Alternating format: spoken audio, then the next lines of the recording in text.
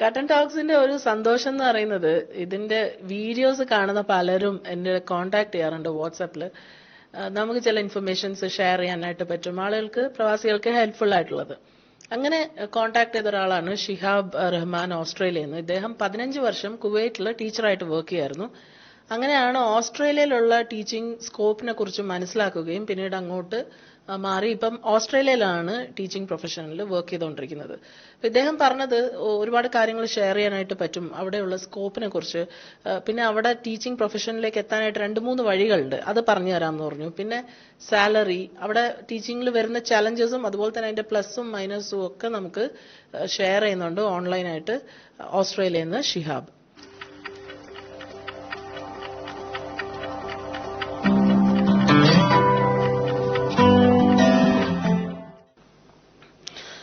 Thank you Shihab.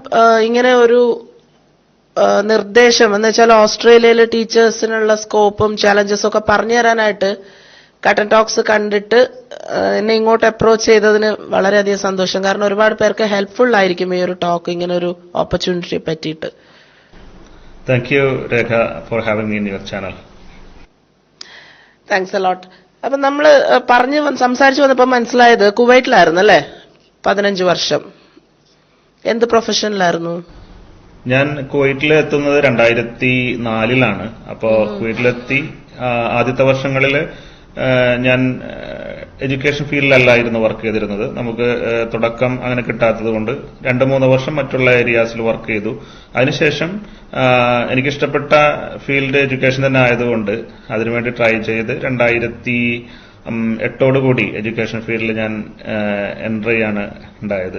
അങ്ങനെ ഏകദേശം ഒരു 15 വർഷത്തോളം ഡിഫറന്റ് ആയിട്ടുള്ള അമേരിക്കൻ അതേപോലെ തന്നെ ബ്രിട്ടീഷ് സ്കൂളുകളിൽ. ഓക്കെ.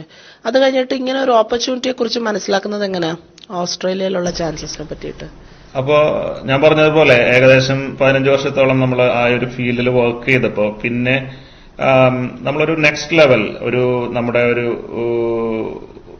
നമ്മളൊരു സ്റ്റാഗ്നന്റ് ആയിട്ടുള്ള ഒരു സിറ്റുവേഷൻ പോലെ നമുക്ക് തോന്നിയപ്പോ തീർച്ചയായിട്ടും ഇനി ഒരു നെക്സ്റ്റ് ലെവൽ ഓഫ് എക്സ്പീരിയൻസ് കിട്ടണമെന്നുള്ള ഒരു മെയിൻ ആയിട്ടുള്ള കാര്യം അതായിരുന്നു. അപ്പൊ അങ്ങനെ ചിന്തിച്ചു തുടങ്ങിയപ്പോഴാണ് നമുക്ക് ഫാമിലി ആയിട്ട് ഇങ്ങനെ ഓസ്ട്രേലിയയിലോട്ട് ഒരു ഓപ്പർച്യൂണിറ്റി വന്നു.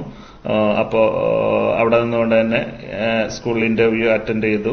അപ്പൊ അവിടെ തീർച്ചയായിട്ടും അവിടുത്തെ എക്സ്പീരിയൻസ് നമുക്ക് യൂസ്ഫുൾ ആയിരുന്നു. അത് യൂസ് ചെയ്തുകൊണ്ട് തന്നെ ജോലിയോട് കൂടിയിട്ട് തന്നെ ഓസ്ട്രേലിയയിലോട്ട് 2023 ഫെബ്രുവരി ഇങ്ങോട്ട് വരാൻ പറ്റി. ഓക്കെ. എങ്ങനെ അറിഞ്ഞത്? അതോ അന്വേഷിച്ച് കണ്ടെത്തിയതാണോ? അങ്ങനെ അല്ല, തീർച്ചയായിട്ടും ഇപ്പൊ ഗൾഫിൽ നിന്നൊക്കെയുള്ള ഒരു പൊതുവെ ഇപ്പൊ നിലനിൽക്കുന്ന ഒരു ട്രെൻഡ് ഉണ്ട്. കാരണം നമ്മള് കുറെ വർഷം അവിടെ ഗൾഫിൽ നമ്മളുടെ ലൈഫ് സ്റ്റൈൽ അത് ചിലർക്കെങ്കിലും കുറച്ചു കഴിയുമ്പോൾ അതൊരു നമ്മൾ ചെറിയ ഒരു മടുപ്പൊക്കെ ഉണ്ടാക്കുന്ന ഒരു അവസ്ഥ വരുമ്പോൾ നമ്മൾ തീർച്ചയായിട്ടും നമ്മൾ അങ്ങനെ ഒന്നുകൂടി വേൾഡ് എക്സ്പ്ലോർ ചെയ്യാൻ താല്പര്യമുള്ളവരാണെങ്കിൽ നമ്മൾ നോക്കും. അപ്പൊ അതിന്റെ ഭാഗമായിട്ട് തന്നെയാണ് ഹെൽത്ത് ഫീൽഡിൽ വർക്ക് ചെയ്യുന്ന എന്റെ വൈഫും ഞങ്ങൾ കൂടി തീരുമാനിച്ചു. ഏകദേശം ഈ ഒരു തീരുമാനം എടുക്കാൻ ഞങ്ങൾക്ക് ഒരു 10 വർഷമൊക്കെ എടുത്തു. കാരണം നമ്മൾ വേണോ വേണ്ടേ, നാട്ടിലോട്ട് തിരിച്ചു പോയാൽ മതിയോ എന്നുള്ള ഒരു കാര്യങ്ങളൊക്കെ ആയിരുന്നു. അപ്പൊ അങ്ങനെയാണ് പിന്നെ ഇത് ട്രൈ ചെയ്തു. ആദ്യം വൈഫ് ന്യൂസിലൻഡിൽ പോയി, പിന്നെ അവരുടെ രജിസ്ട്രേഷനൊക്കെ ആയതിനു ശേഷം അവർക്ക് ഓസ്ട്രേലിയയിലുള്ള ഒരു രജിസ്ട്രേഷൻ കിട്ടിയപ്പോ പിന്നെയാണ് ഞാൻ ട്രൈ ചെയ്യുന്നത്. ഓക്കെ. എങ്ങനെയൊക്കെയാണ് അതിന്റെ ഒരു വഴികൾ നമുക്ക് ഓസ്ട്രേലിയയിലുള്ള ടീച്ചിങ് പ്രൊഫഷനിലേക്ക് എത്തിപ്പെടാനായിട്ട്? അതെ, ഓസ്ട്രേലിയയിൽ ടീച്ചിങ് പ്രൊഫഷൻ എന്ന് പറയുന്നത് നമ്മള് first of all teaching profession ഞാൻ പറയാൻ ഉദ്ദേശിക്കുന്നത് ടീച്ചിങ് പ്രൊഫഷനെ കുറിച്ച് നമ്മൾ പ്രത്യേകിച്ച് മലയാളികൾ വളരെ അണ്ടർ റേറ്റഡ് ചെയ്തിട്ടുള്ള ഒരു പ്രൊഫഷനാണ്. നമ്മൾ ടീച്ചിങ് എന്ന് പറയുമ്പോൾ സാധാരണ മലയാളികളൊക്കെ ചിന്തിക്കാറുള്ളത് നമ്മുടെ നാട്ടിലെ ഒരു ഗവൺമെന്റ് സ്കൂൾ ജോബോ അല്ലെങ്കിൽ അത്തരത്തിലുള്ള യൂണിവേഴ്സിറ്റികളിലുള്ള ഒരു ജോബോ എന്നുള്ളതാണ് പൊതുവെ നമ്മൾ ചിന്തിക്കാറുള്ളത്. പക്ഷേ ലക്കിലി എനിക്ക് ഗൾഫിൽ ഇതേപോലെ ഇന്റർനാഷണൽ സ്കൂളുകളിൽ ജോലി ചെയ്യാനുള്ള ഒരു അവസരം കിട്ടിയപ്പോഴാണ് ഞാനും അതിനെക്കുറിച്ചിട്ട് മനസ്സിലാക്കി തുടങ്ങിയത്. കാരണം ലോകത്ത് ഇന്ന് ഏറ്റവും ഡിമാൻഡഡ് ആയിട്ടുള്ള ഒരുപാട് അവസരങ്ങൾ നമുക്ക് നൽകുന്ന ഒരു പ്രൊഫഷൻ തന്നെയാണ് ടീച്ചിങ് എന്ന് പറയുന്നത്.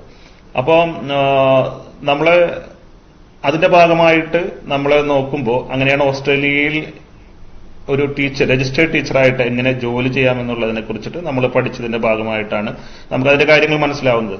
അപ്പോൾ പുതിയതായിട്ട് ഓസ്ട്രേലിയയിലോട്ട് വരാൻ ഉദ്ദേശിക്കുന്ന ഒരാൾക്ക് ഞാൻ അതിനെ ഒരു 3 വിഭാഗങ്ങളായിട്ടാണ് തിരിക്കുന്നത്.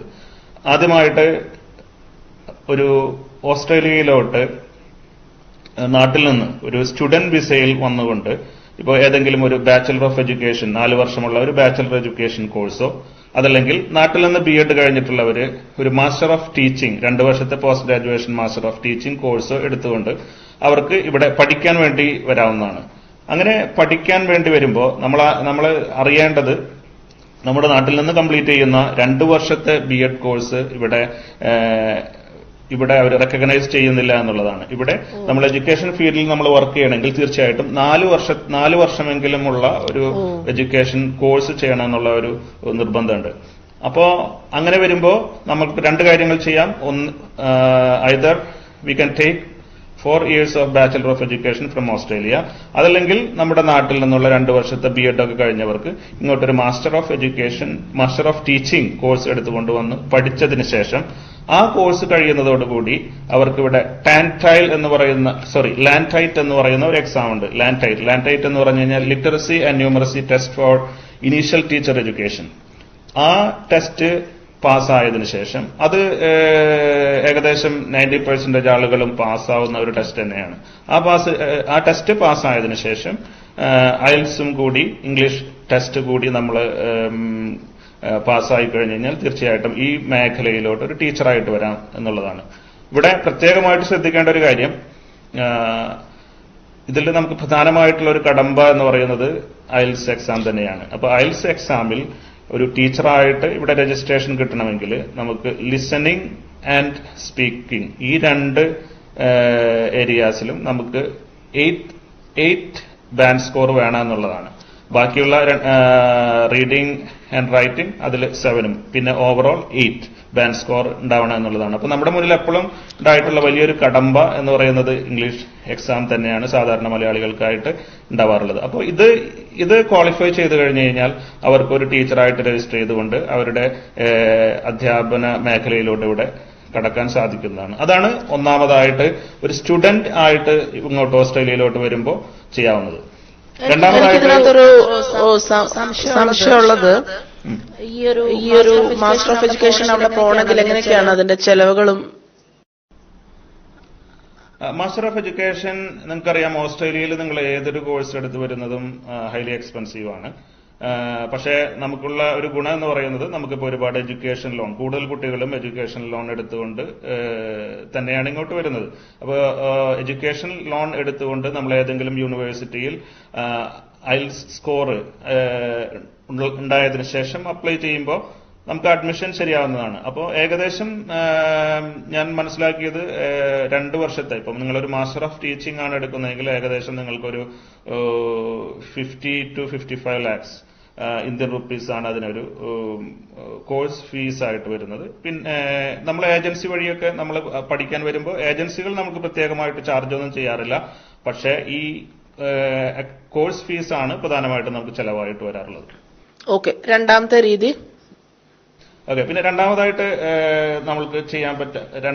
ചെയ്യാൻ പറ്റാവുന്നത് നമ്മുടെ നാട്ടിൽ നിന്നുകൊണ്ട്, ഫോർ എക്സാമ്പിൾ ഇപ്പോൾ ഒരു 10 വർഷം അല്ലെങ്കിൽ 15 വർഷം എക്സ്പീരിയൻസ്ഡ് ആയിട്ടുള്ള ക്വാളിഫൈഡ് ആയിട്ടുള്ള ഒരു ടീച്ചർക്ക് എങ്ങനെ ഓസ്ട്രേലിയയിലോട്ട് പെർമനന്റ് റെസിഡൻസിയോടുകൂടി തന്നെ, അവർക്ക് റെസിഡൻസിയോടുകൂടി തന്നെ വരാൻ പറ്റുന്ന ഒരു ഏരിയ ഉണ്ട്.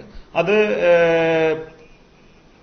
കുറച്ച് ഡിഫിക്കൽട്ട് ആണെങ്കിലും, കാരണം അതൊരു ലോങ് പ്രോസസ് ആയിരിക്കാം, പക്ഷേ അത് പോസിബിൾ ആണ് എന്നുള്ളതാണ് അതിന്റെ ഒരു യാഥാർത്ഥ്യം. അപ്പൊ അത് ചെയ്യുന്നതിന് വേണ്ടത് നമ്മൾ ആദ്യം തന്നെ ഏതായാലും നമ്മൾ ക്വാളിഫൈഡ് ആയിരിക്കും. അപ്പോൾ ക്വാളിഫൈഡ് ആയതിനു ശേഷം നമ്മുടെ ക്വാളിഫിക്കേഷൻ വെരിഫൈ ചെയ്യുന്നതിനുള്ള AITSL എന്ന് പറയുന്ന Australian institute four teaching and school leadership, അവരാണ് നമ്മുടെ ക്വാളിഫിക്കേഷൻ വെരിഫൈ ചെയ്യുന്നത്. അതിന് നമ്മളിവിടെ സ്കിൽ അസസ്മെന്റ് എന്ന് പറയും. അപ്പോൾ ആ സ്കിൽ അസസ്മെന്റ് ചെയ്യുന്നതിന് നമ്മുടെ എഡ്യൂക്കേഷണൽ ക്വാളിഫിക്കേഷൻ, അതേപോലെ തന്നെ ഇംഗ്ലീഷ് എക്സാം IELTSന്റെ സ്കോറും അവർക്ക് അയച്ചു കൊടുത്ത്, അതേപോലെ തന്നെ പോലീസ് ക്ലിയറൻസ്, ഇത്തരത്തിലുള്ള കാര്യങ്ങൾ നമ്മൾ അവർക്ക് അയച്ചു കൊടുത്തുകൊണ്ട് അവർ നമ്മുടെ സ്കിൽ അസസ്മെന്റ് ചെയ്തതിനു ശേഷം ആ സ്കിൽ അസസ്മെന്റിൽ നമ്മൾ പാസ്സാവുകയാണെങ്കിൽ നമുക്ക് തീർച്ചയായിട്ടും നമുക്ക് വിസ അപ്ലൈ ചെയ്തുകൊണ്ട് ഇമിഗ്രേഷൻ മറ്റുള്ള കാര്യങ്ങൾ ചെയ്തുകൊണ്ട് ഒരു പെർമനന്റ് റെസിഡൻസിയോടുകൂടി ഓസ്ട്രേലിയയിലെ വ്യത്യസ്തങ്ങളായ ഏരിയയിലോട്ട് നമുക്ക് വരാൻ പറ്റും. അങ്ങനെ വന്നതിന് ശേഷം പിന്നീട് ജോലി അന്വേഷിച്ചുകൊണ്ട് ജോലിയിലോട്ട് കടക്കാനാണ് പറ്റുന്നത്. അതാണ് രണ്ടാമത്തെ മാർഗം. ഇത് നമ്മൾ നോക്കുമ്പോൾ കുറച്ച് ഡിഫിക്കൽട്ടാണ്, പക്ഷെ ഒരു ലോങ് പ്രോസസ്സാണ്, പക്ഷെ പോസിബിൾ ആണ് എന്നുള്ളതാണ്. അപ്പൊ ഇങ്ങനെ ചെയ്യാൻ പറ്റുന്നവർക്ക് ഏറ്റവും കുറെ മറ്റുള്ള പല കാര്യങ്ങളിൽ നിന്നും കുറച്ച് ഇളവുകൾ അവർക്ക് കിട്ടുന്നതും കൂടിയിട്ടാണ്. ഇത് ഏജൻസി വഴിയാണോ നമ്മൾ ട്രൈ ചെയ്യുന്നത്, അതോ ഇല്ല, ഡയറക്റ്റ് ആണോ? ഈ പറഞ്ഞ എല്ലാ കാര്യവും സ്റ്റുഡന്റ് വിസ ഇപ്പൊ എന്റെ ഒരു അറിവ് അനുസരിച്ചുകൊണ്ട് നമുക്ക് ഡയറക്റ്റ് കോളേജുകളിൽ അഡ്മിഷൻ ഇപ്പൊ കൊടുക്കുന്നില്ല. അവർ നമ്മുടെ നാട്ടിലുള്ള ഏജൻസികൾ വഴിയാണ് അവർ കൊടുക്കുന്നത് എന്നുള്ളതാണ്. പക്ഷേ പെർമനന്റ് റെസിഡൻസിയോടുകൂടി ഞാൻ രണ്ടാമതായിട്ട് പറഞ്ഞ ഏരിയയിൽ അപ്ലൈ ചെയ്യുന്നവർക്ക് അവർക്കെല്ലാം ഓസ്ട്രേലിയൻ ഗവൺമെന്റിന്റെ എല്ലാ കാര്യങ്ങളും അവരുടെ ഇമിഗ്രേഷൻ വെബ്സൈറ്റിൽ അതേപോലെ തന്നെ AITSL വേണ്ടിയിട്ടുള്ള അവരുടെ വെബ്സൈറ്റിലും കാര്യങ്ങളൊക്കെ വിശദമായി കൊടുത്തിട്ടുണ്ട്. അപ്പൊ എല്ലാം നമുക്ക് പഠിച്ചുകൊണ്ട് നമ്മൾക്ക് തന്നെ തനിച്ച് ചെയ്ത് ആ ഒരു കാര്യങ്ങളൊക്കെ ചെയ്തു കഴിഞ്ഞതിന് ശേഷം നമുക്ക് ഒറ്റയ്ക്ക് തന്നെ ഇങ്ങോട്ട് വരാവുന്നതാണ്. ഓക്കെ. ഇനി മൂന്നാമത്തെ രീതി. പിന്നെ മൂന്നാമതായിട്ട് പറയാനുള്ളത്, ഇപ്പോ ഞാൻ ഒക്കെ ഇവിടെ ഓസ്ട്രേലിയയിലോട്ട് എത്തിയത് എന്റെ പാർട്ട്ണർ പ്രൈമറി ആപ്ലിക്കന്റ് ആയിരുന്നു. അപ്പൊ അവർക്ക് PR കിട്ടിയതിനു ശേഷം, ഫാമിലി PR ആയതിനു ശേഷം, അപ്പൊ അത്തരത്തിൽ അങ്ങനെ പെർമനന്റ് റെസിഡൻസ് കിട്ടിയെങ്കിലും തീർച്ചയായിട്ടും ഞാൻ കുവൈറ്റിൽ ജോലി ചെയ്തിരുന്ന കാരണം നമ്മൾ ജോലി കളഞ്ഞുകൊണ്ട് ഇവിടെ വന്ന് പിന്നെ അന്വേഷിക്കുക എന്നുള്ളത് ഒരു റിസ്ക് ആയിരുന്നു. അപ്പോൾ ഞാൻ ചെയ്തത് അത്തരത്തിൽ നമ്മൾക്ക് വിസ വന്നതിന് ശേഷം തന്നെ ഇവിടെ നമ്മൾ വരുന്ന ഏരിയയിലുള്ള സ്കൂളുകളിൽ അവിടെ നിന്നുകൊണ്ട് തന്നെ അപ്ലൈ ചെയ്തു. അപ്പോൾ നിങ്ങൾക്കറിയാം ഇവിടെ വലിയൊരു ഷോർട്ടേജ്, ടീച്ചർ ഷോർട്ടേജ് എല്ലാ സ്റ്റേറ്റുകളിലും ഉള്ളത് കൊണ്ട് തന്നെ നമുക്ക് അപ്ലൈ ചെയ്ത് കുറച്ച് ദിവസങ്ങൾക്കുള്ളിൽ തന്നെ ഇന്റർവ്യൂ കിട്ടിയിരുന്നു, അതേപോലെ തന്നെ ജോബ് കിട്ടി. അപ്പൊ ആ ജോബോടുകൂടി നമ്മളിവിടെ വന്നതിന് ശേഷം ആദ്യത്തെ സമയങ്ങളിൽ ഒരു പുതിയതായിട്ട് ഇവിടെ വരുന്ന ഒരാൾക്ക് അതോറിറ്റി ടു ടീച്ച് എന്ന് പറയുന്ന ഒരു ടെമ്പററി രജിസ്ട്രേഷൻ നമുക്ക് ഇവിടുന്ന് നമ്മുടെ എംപ്ലോയർ ശരിയാക്കി തരും. ആ അതോറിറ്റി ടു ടീച്ചിൽ നമുക്ക് ജോലി ചെയ്യാം. ആ ജോലി ചെയ്തുകൊണ്ടിരിക്കുന്ന സമയത്ത് നമ്മൾ മറ്റുള്ള ക്രൈറ്റീരിയാസ് എല്ലാം കംപ്ലീറ്റ് ചെയ്ത് കഴിഞ്ഞു കഴിഞ്ഞാൽ നമുക്ക് ഒരു ടീച്ചർ രജിസ്ട്രേഷനിലോട്ട് കടന്നുകൊണ്ട് നമുക്ക് കണ്ടിന്യൂ ചെയ്യാൻ പറ്റും എന്നുള്ളതാണ്. അതാണ് മൂന്നാമത്തെ ഒരു രീതി. അപ്പൊ ഈ മൂന്നാമത്തെ പറഞ്ഞ രീതിയിൽ ഒരു പ്രത്യേകമായിട്ടുള്ള ഒരു കാര്യം, അവിടെ നമുക്ക് ഇപ്പോ എന്നെ സംബന്ധിച്ചൊക്കെ ഞാൻ ഒരു മലയാളം മീഡിയം, കംപ്ലീറ്റ്ലി മലയാളം മീഡിയത്തിൽ പഠിച്ച് അത്തരത്തിൽ വന്നിട്ടുള്ള ഒരാളാണ്. അപ്പൊ ഇംഗ്ലീഷൊക്കെ നമ്മൾ യൂസ് ചെയ്യുന്നത് തന്നെ കോളേജിലും ഗ്രാജുവേഷനും അല്ല ഡിഗ്രിക്കും പോസ്റ്റ് ഗ്രാജുവേഷനും ഒക്കെ പോകുമ്പോഴാണ്. അപ്പോ അത്തരത്തിൽ നമ്മളെ സംബന്ധിച്ച് IELTS എന്ന് പറയുന്ന ഒരു വലിയ കടമ്പ ഉള്ളതുകൊണ്ട് ഈ മൂന്നാമത്തെ വഴിയിലൂടെ നമ്മൾ വരുമ്പോൾ നമുക്ക് ഇവിടെ വന്നുകൊണ്ട് IELTSന് പകരം ഇവിടെ ISLPR എന്ന് പറയുന്ന ഒരു എഡ്യൂക്കേഷൻ ബേസ്ഡ് ആയിട്ടുള്ള ഒരു ഇംഗ്ലീഷ് എക്സാം ഉണ്ട്. അത് നമുക്ക് ഓസ്ട്രേലിയയിൽ നിന്ന് മാത്രമേ ചെയ്യാൻ പറ്റുള്ളൂ എന്നുള്ളതാണ് അതിന്റെ ഒരു പ്രത്യേകത. അപ്പോൾ ഇവിടെ വന്നതിന് ശേഷം ആ ISLPR എക്സാം ഞാനതാണ് ചെയ്തത്. അപ്പൊ അതില് നമ്മൾ band score for each band score നമുക്ക് കിട്ടിക്കഴിഞ്ഞാൽ നമുക്ക് ഈ ടീച്ചർ രജിസ്ട്രേഷൻ അപ്ലൈ ചെയ്യാം. അതിനുശേഷം നമുക്ക് നമ്മുടെ ജോലി കണ്ടിന്യൂ ചെയ്യാവുന്നതാണ്. അപ്പൊ ഈ ഒരു രീതി ആദ്യം പറഞ്ഞതിനകത്ത് പറ്റില്ല, അതിൽ ബാൻഡ് 8 എന്നല്ലേ പറഞ്ഞത്? അതെ, മറ്റുള്ള രണ്ട് കാര്യങ്ങൾക്കും നമുക്ക് IELTS എക്സാം തന്നെ വേണം. അതിൽ band score listening and speaking 8 വേണം എന്നുള്ളതാണ് ഒരു പ്രധാനമായിട്ടുള്ള ഒരു വ്യത്യാസമായിട്ടുള്ളത്. ഓക്കെ. അവിടുത്തെ സ്കോപ്പ് എങ്ങനെയാണ് ടീച്ചിങ്ങിനുള്ള ടീച്ചേഴ്സിനുള്ള വേക്കൻസീസിൽ? ഞാൻ നേരത്തെ പറഞ്ഞതുപോലെ തന്നെ ഓസ്ട്രേലിയയിൽ ഞാൻ മനസ്സിലാക്കിയിട്ട് ലോകത്ത് തന്നെ ഏറ്റവും ടീച്ചേഴ്സിന്റെ ഒരു ഷോർട്ടേജ് ഉള്ള ഒരു സ്ഥലമാണ് ഓസ്ട്രേലിയ. ഇപ്പൊ ഒരു ലേറ്റസ്റ്റ് ആയിട്ടുള്ള ഒരു ആർട്ടിക്കിളിൽ ഞാൻ വായിച്ചത് 2034 ആകുന്നതോടുകൂടി തന്നെ ഏകദേശം 4 ലക്ഷത്തോളം ടീച്ചേഴ്സിന് ഇവിടെ ആവശ്യമുണ്ട് എന്നുള്ളതാണ്. അപ്പോൾ അത് പല ഏരിയകളിൽ പ്രൈമറി, അതേപോലെ തന്നെ സെക്കൻഡറി, ഏർലി ചൈൽഡ്ഹുഡ്, ഈ എല്ലാ ഏരിയകളിലും ഇതൊരു വലിയ രാജ്യമായതുകൊണ്ടും തന്നെ എല്ലാ സ്റ്റേറ്റുകളിലും ഒരുപാട് ടീച്ചേഴ്സിനെ ഇവിടെ ആവശ്യമുണ്ട്. അപ്പോൾ ഒരുപാട് ടീച്ചിങ് ഓപ്പർച്യൂണിറ്റി എല്ലാവർക്കും, ഏത് മേഖലയിൽ ജോലി ചെയ്യുന്നവർക്കും ഒരുപാട് സാധ്യതകളാണ് ഓസ്ട്രേലിയയിലുള്ളത്. ഫസ്റ്റിലെ ഒരു രീതി പറഞ്ഞതിൽ ഏകദേശം 55 ലക്ഷമാണല്ലോ പറഞ്ഞത് ചെലവ് വരുന്നത് ഒരു സ്റ്റുഡന്റ് വിസ എടുത്ത് വരാനായിട്ട്. ഞാനതൊരു ആവറേജ് പറഞ്ഞതാണ്, ആവറേജ് എക്സാക്ട് എമൗണ്ട് അറിയില്ല. അത് നമ്മൾ യൂണിവേഴ്സിറ്റി ഓരോ യൂണിവേഴ്സിറ്റിയുടെ വെബ്സൈറ്റിൽ കയറി കഴിഞ്ഞാൽ നമുക്ക് അതിന്റെ ഫീസ് അറിയാൻ പറ്റും. അപ്പൊ ഇവിടെ ഈ ഒരു ടീച്ചിങ് പ്രൊഫഷൻ കിട്ടിക്കഴിഞ്ഞാൽ കിട്ടുന്ന ബെനിഫിറ്റ്സ് എന്തൊക്കെയാ? ഓക്കെ, അതൊരു നല്ലൊരു ക്വസ്റ്റ്യൻ ആണ്. കാരണം നമ്മള് ഇത്രയും ഫീസ് കൊടുത്തുകൊണ്ട് പഠിക്കാൻ വരുന്ന ഒരാൾ വന്നാൽ തന്നെ ഇവിടെ പ്രധാനമായിട്ടും ഓസ്ട്രേലിയയിൽ 7 സ്റ്റേറ്റ് ടീച്ചർ രജിസ്ട്രേഷൻ ബോർഡുകളാണ് പ്രധാനമായിട്ടുള്ളത്. ഫോർ എക്സാമ്പിൾ നമ്മുടെ ഇപ്പോൾ ഞാനൊക്കെ ഉള്ളത് നോർത്തേൺ ടെറിട്ടറിയാണ്. അതേപോലെ തന്നെ ന്യൂ സൗത്ത് വെയിൽസ് ഉണ്ട്, Queensland teacher registration board, Victoria teacher registration board, അങ്ങനെ വന്നിട്ട് ഏകദേശം 7 ടീച്ചർ രജിസ്ട്രേഷൻ ബോർഡുകളാണുള്ളത്. അപ്പോൾ ഈ ബോർഡുകൾക്ക് കീഴിലുള്ള എല്ലാ സ്കൂളുകളിലും പ്രത്യേകിച്ച് റിമോട്ട് ഏരിയാസിൽ, ഇപ്പൊ ഞാൻ ജോലി ചെയ്യുന്ന ഒരു റിമോട്ട് ഏരിയ ആലിസ് സ്പ്രിങ്സ് എന്ന് പറയുന്ന ഒരു റിമോട്ട് ഏരിയയിലാണ്. ഇവിടൊക്കെ പ്രത്യേകിച്ച് റിമോട്ട് ഏരിയാസിൽ ഇവര് എല്ലാ കാര്യങ്ങളിലും കുറച്ചുകൂടി ഫ്ലെക്സിബിൾ ആണ്. അതേപോലെ തന്നെ സാലറിയും മറ്റും മറ്റുള്ള സ്ഥലങ്ങളെക്കാൾ, സിറ്റികളെക്കാൾ കൂടുതലായിട്ട് അവർ പ്രൊവൈഡ് ചെയ്യുന്നുണ്ട്. അപ്പോ ഇപ്പോ NT എന്ന് പറയുന്ന ഞാൻ ജോലി ചെയ്യുന്ന സ്ഥലങ്ങളിൽ ഇവിടെ ടീച്ചേഴ്സ് സാലറി എന്ന് പറയുന്നത് ഇതിൽ ഏറ്റവും അട്രാക്റ്റീവ് ആയിട്ടുള്ള ഒരു കാര്യം ടീച്ചേഴ്സ് സാലറി തന്നെയാണ്. ഇപ്പോൾ രേഖ ചോദിച്ചുകൊണ്ട് ഞാൻ പറയാണ്. അപ്പോൾ CT1 മുതൽ CT9 വരെ ഡിഫറെന്റ് സ്കെയിൽസ് ആയിട്ടാണ് നമ്മുടെ ടീച്ചേഴ്സിന്റെ സാലറി ഇവർ ഡിവൈഡ് ചെയ്തിരിക്കുന്നത്. ഇപ്പൊ ഒരു എൻട്രി ലെവലിൽ ഉള്ള ഒരാൾക്ക് CT1 സ്റ്റാർട്ട് ചെയ്യുന്ന ഒരാൾക്ക് ഏകദേശം $84,000 ഓസ്ട്രേലിയൻ ഡോളേഴ്സ് ആണ് പെർ ഇയർ സാലറി വരുന്നത്. അതായത് നമ്മുടെ ഒരു 48 lakhs ഇന്ത്യൻ റുപ്പീസ് ആണ് സാലറി ആയിട്ട് വരുന്നത്. അതേപോലെ തന്നെ നിങ്ങൾക്കൊരു 10 വർഷം അല്ലെങ്കിൽ അബവ് 8 years ഓഫ് എക്സ്പീരിയൻസ് ഉള്ള ഒരാൾ CT9 അതിന്റെ highest level of teaching classroom ടീച്ചറിലോട്ട് എത്തുമ്പോൾ നിങ്ങളുടെ സാലറി വരുന്നത് ഏകദേശം 120,000 ഓസ്ട്രേലിയൻ ഡോളർ ആണ്. അത് ഏകദേശം ഒരു എനിക്ക് തോന്നുന്നു ഒരു 65 ഇന്ത്യൻ റുപ്പീസ് ആണ് സാലറി ആയിട്ട് വരുന്നത്. അപ്പോ ഇതിൽ നമുക്ക് മനസ്സിലാക്കാം, നമുക്കറിയാം ഈ ഓസ്ട്രേലിയയിൽ ടീച്ചേഴ്സിന് അവർ മാക്സിമം നല്ല സാലറിയാണ് അവർ പ്രൊവൈഡ് ചെയ്യുന്നത്, പ്രത്യേകിച്ച് റിമോട്ട് ഏരിയകളിൽ. കോസ്റ്റ് ഓഫ് ലിവിംഗ് എങ്ങനെയാണ് അവിടെ? കോസ്റ്റ് ഓഫ് ലിവിംഗ് ഇപ്പൊ നമ്മൾ ഗൾഫായിട്ടോ അല്ലെങ്കിൽ നമ്മുടെ നാടായിട്ടോ ഒക്കെ കമ്പയർ ചെയ്യുമ്പോൾ കോസ്റ്റ് ഓഫ് ലിവിംഗ് കൂടുതലാണ്. പക്ഷെ നമ്മളിവിടെ ഞാൻ ഏകദേശം ഇപ്പോൾ ഒരു 18 വർഷം കുവൈറ്റിൽ ജീവിച്ച ഒരാളാണ്. അപ്പോൾ നമ്മൾ കോസ്റ്റ് ഓഫ് ലിവിംഗ് കൂടുതലായിരിക്കുമ്പോൾ തന്നെ പക്ഷെ നമ്മൾ അതിന്റെ മറ്റുള്ള വശങ്ങൾ കൂടി നമ്മൾ കൺസിഡർ ചെയ്യുന്നുണ്ട്. For example standard of life.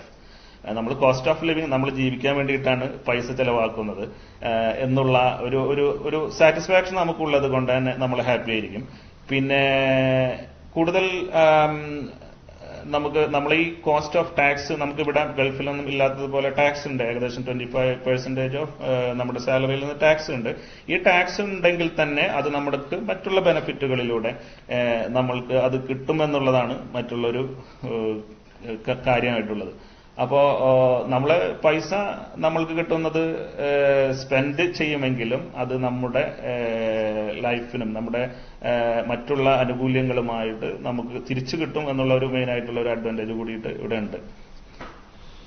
ഇത്രയും ബെനിഫിറ്റ്സ് പറയുമ്പോഴും എന്തെങ്കിലും ചാലഞ്ചസ്, ഇപ്പോ ഷിഹാബ് മിഡിൽ ഈസ്റ്റിൽ ഓൾറെഡി വർക്ക് ചെയ്ത ഒരാളാണ്, ഇതേ ഫീൽഡിൽ തന്നെ, അതിലുള്ള ഒരു ഡിഫറൻസോ അല്ലെങ്കിൽ ചാലഞ്ചസ് എന്താണ്?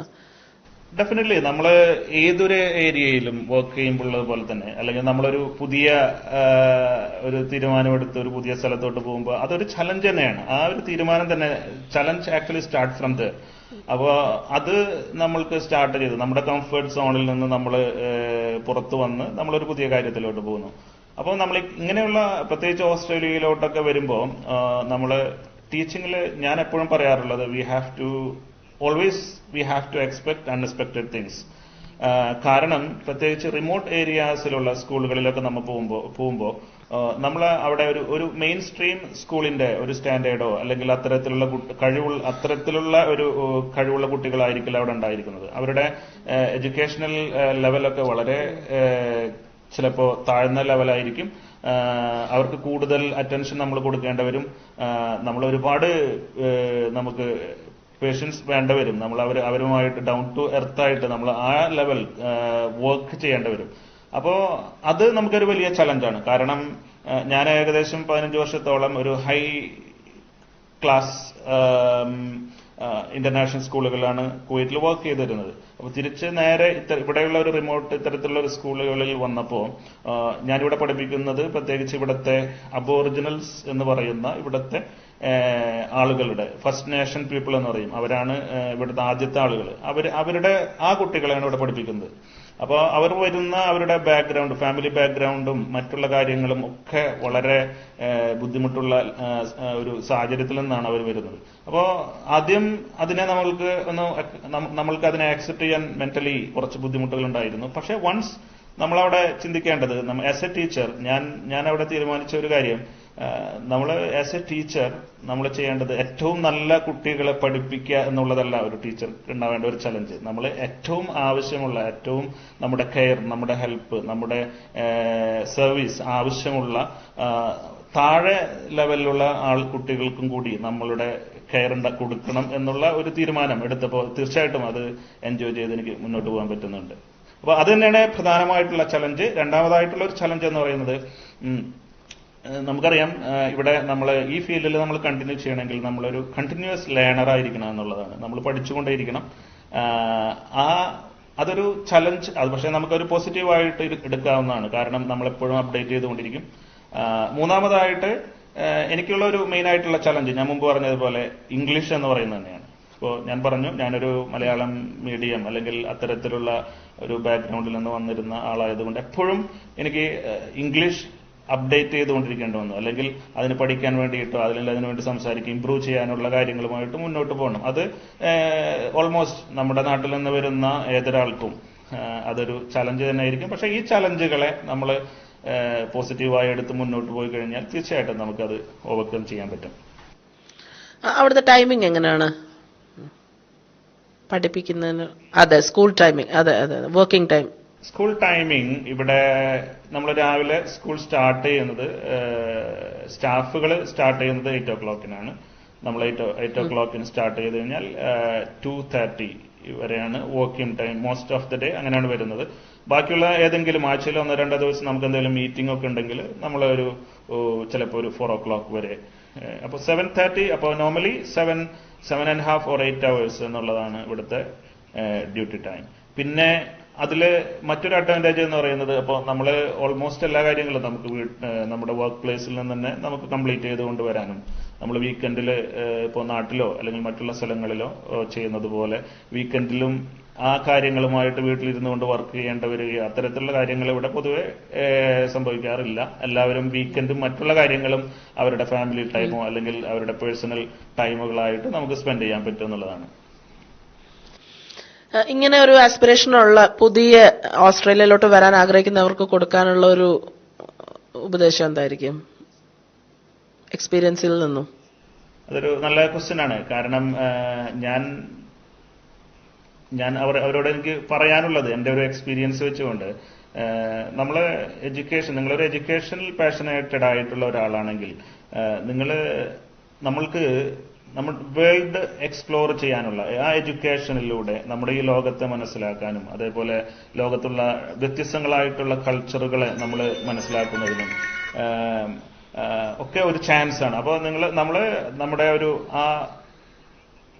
നമ്മുടെ ആ ഒരു കംഫർട്ട് സോണിൽ നിന്ന് നമ്മൾ പുറത്ത് വന്നുകൊണ്ട് ഇത്തരത്തിലുള്ള ഇന്റർനാഷണൽ എക്സ്പീരിയൻസുകൾ എക്സ്പ്ലോർ ചെയ്യാൻ വേണ്ടിയിട്ട് നമ്മൾ തയ്യാറായാൽ ഇതൊരു വളരെ ഇൻട്രസ്റ്റിംഗ് ആയിട്ടുള്ള സാറ്റിസ്ഫൈയിങ് ആയിട്ടുള്ള ഒരു ജോബാണ്. അപ്പൊ എല്ലാവരും എഡ്യൂക്കേഷനിൽ അത്തരത്തിൽ പാഷനേറ്റ് ആയിട്ടുള്ളവരൊക്കെ നമ്മുടെ സ്റ്റാൻഡേർഡ് നമ്മൾ സാധാരണ കാണുന്ന ആ സിസ്റ്റത്തിൽ നിന്ന് പുറത്തു വന്നുകൊണ്ട് ഇതേപോലെ ലോകത്തിന്റെ വ്യത്യസ്തങ്ങളായ ഭാഗങ്ങളിലോട്ട് നിങ്ങൾ യാത്ര ചെയ്ത് അവിടെ ജീവിച്ച് അവിടെയുള്ള ആളുകളുമായിട്ട് ഇടകലർന്ന് നമ്മൾ ജീവിക്കുമ്പോൾ നമ്മുടെ കാഴ്ചപ്പാടുകൾ തന്നെ, എനിക്ക് പേഴ്സണൽ ഞാൻ എക്സ്പീരിയൻസ് ചെയ്തിട്ടുള്ളൊരു കാര്യമാണ്, നമ്മുടെ കാഴ്ചപ്പാടുകൾ തന്നെ. ഞാനൊക്കെ വരുന്നത് നമ്മുടെ നാട്ടിലെ വളരെ ഉൾഭാഗത്തുള്ള ഒരു സാധാരണ ഒരു വില്ലേജിൽ നിന്ന് വരുന്ന ഒരാളാണ്. അപ്പോൾ നമുക്ക് ഈ ഒരു എക്സ്പീരിയൻസിലൂടെ നമ്മൾ കടന്നു പോകുമ്പോൾ നമ്മുടെ കാഴ്ചപ്പാടുകൾ തന്നെ അവിടെ മാറും.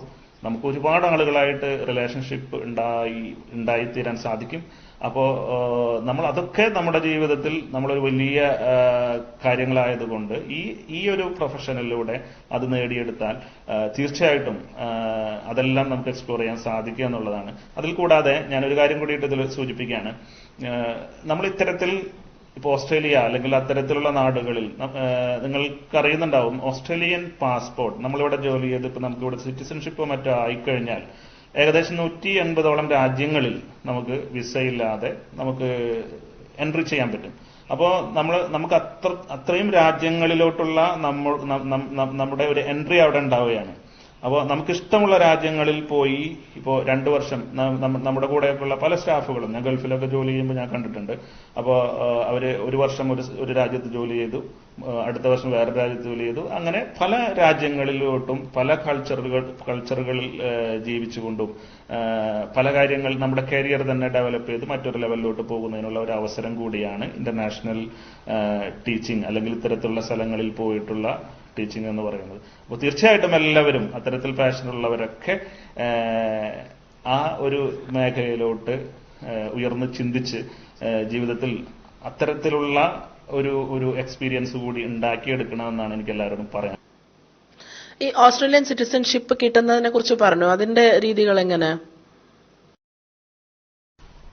ഓസ്ട്രേലിയൻ സിറ്റിസൺഷിപ്പ് ഇപ്പോ എന്നെ സംബന്ധിച്ച് ഇപ്പൊ ഞങ്ങൾ റെസിഡൻസിയോടുകൂടിയിട്ടാണ് ഡയറക്റ്റ് വന്നത് എന്നുള്ളത്. ഏകദേശം റെസിഡൻസിയിൽ വന്നു കഴിഞ്ഞാൽ അപ്പൊ അത് നമ്മൾ പറഞ്ഞ രണ്ടാമത്തെ വേ ആയിരുന്നു.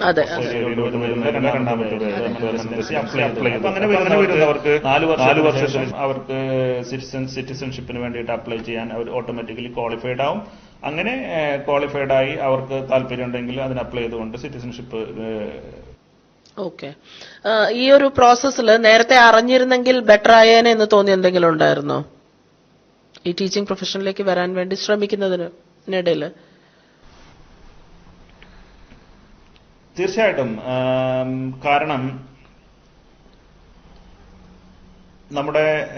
എന്നെ സംബന്ധിച്ച് ഞാൻ ഏകദേശം 18 വർഷത്തോളം ഗൾഫില് ഈ ഫീൽഡിൽ വർക്ക് ചെയ്തിരുന്നു.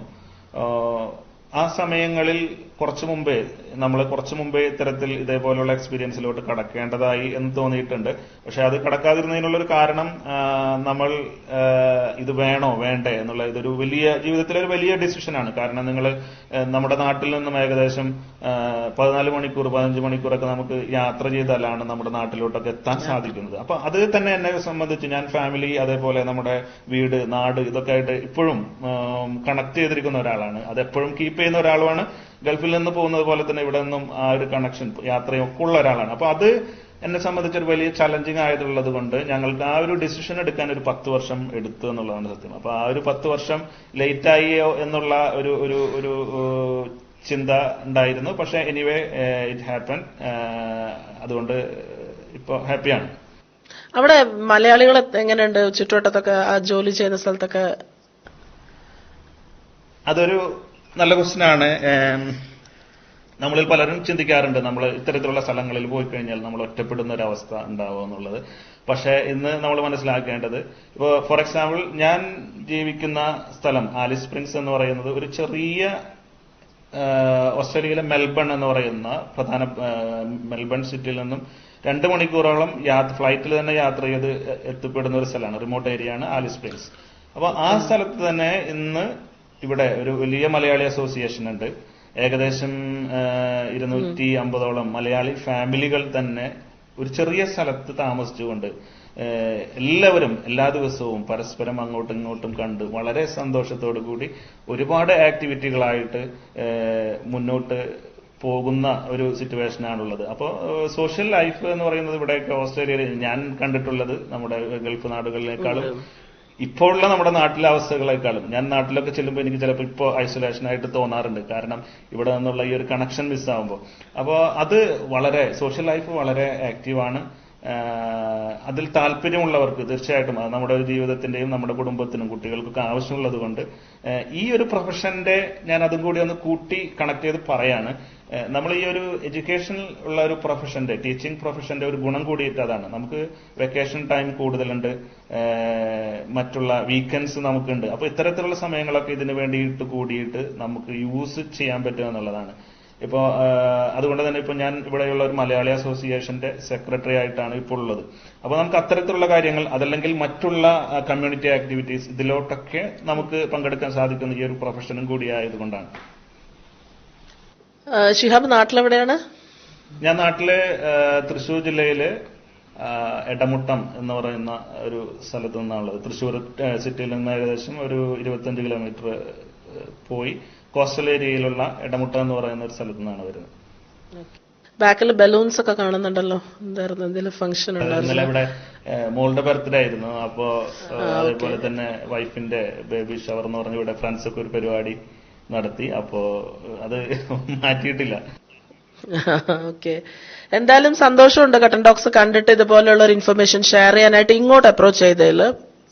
തീർച്ചയായിട്ടും എനിക്ക് തോന്നിയിരുന്നു. കാരണം ഇത്തരത്തിലുള്ള കാര്യങ്ങൾ നമ്മൾക്ക് അറിയാത്തവരിലോട്ട് നമ്മൾ എത്തിക്കുമ്പോൾ അത് ആർക്കെങ്കിലും യൂസ്ഫുൾ ആവുകയാണെങ്കിൽ അത് അതിന് കൂടി നമ്മൾ കാരണമാകുന്ന ഒരു സന്തോഷമുള്ള ഒരു കാര്യമാണ്. അതിന്റെ ഭാഗമായിട്ടാണ് ഞാൻ കോൺടാക്ട് ചെയ്തത്. താങ്ക് യു സോ മച്ച് ഇത്രയും സമയം തന്നതിന്. Thank you Rekha. താങ്ക്സ്.